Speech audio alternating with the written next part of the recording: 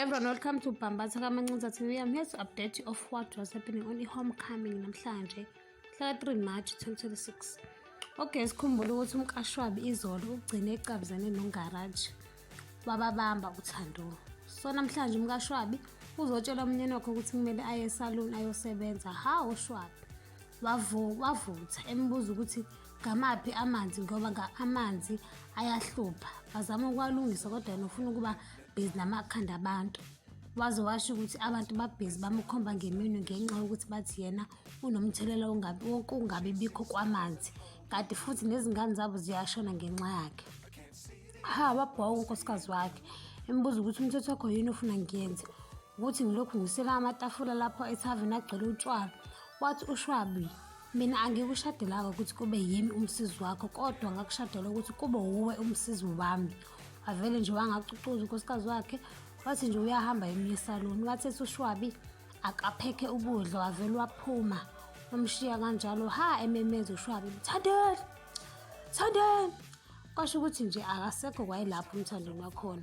Usifisa usasibhedlela ulethe ibhokisi ufica uZethu ushisa ubude ubuthongo. Amvuse khona lapho ngenhlahla avuke uZethu athi uZethu bheka ikhona lana ongabeka khona ebese eyabuza usifisa ukuthi why wena ungatholi ikhona ulale ngoba buka ukhathele. Wanqaba uZethu esho khona ukuthi naye usifisa uyakudinga ukuthi aphumule ngoba yilokhu kwaqala lesifo lana uyahlwenyuka uyabasiza. Wanqaba usifisa bese bonga idluze labuyisa uZethu eGoli njengoba ekwazile ukufika asize abantu beGoli abaningi ebhadi badlulile emhlabeni khona lana emtholampilo. Kanjalo noZethu ukubongile ukuba khona kwesifiso waze washo ukuthi igazi okhambeni bingaba yini ngaphandle kwakhe. uShwabi uhlaselwa umphakathi ngoba udiniwe nje ngendaba yamanzi kanjalo nendaba yokushona kwezingane. So umphakathi ulola ukuthi ithaveni kaShwabi ivalwe ngoba iwumthelela omubi. Kodwa indoda ewuShwabi inolimi ivele abacacisela ngakho konke okwenzekayo.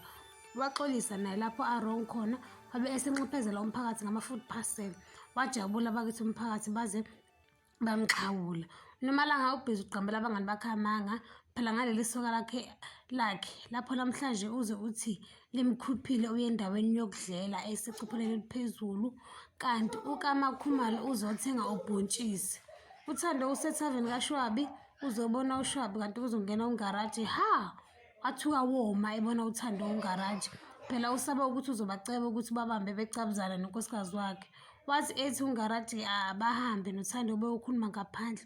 Wanqaba uThando wathi kunento ebalulekile afuna ukuyitshela uShwabi. uGarage wasala umgodo wokucasha shem. Ngenhlanhla bakithi bencoma ngegalelo alibambile emphakathini njengoba behlushwa amanzi and abantu bayagula. Wancoma uThando encoma uShwabi waphuma wahamba wasondela kuThando uGarage wathi next time ngizomtshela konke ngoba wena awufuni ukuhlukana namakhosikazi abantu. Bamba la ningakhohlwa ukucozela notification bell nokusubscribe namshiya umbono wakho.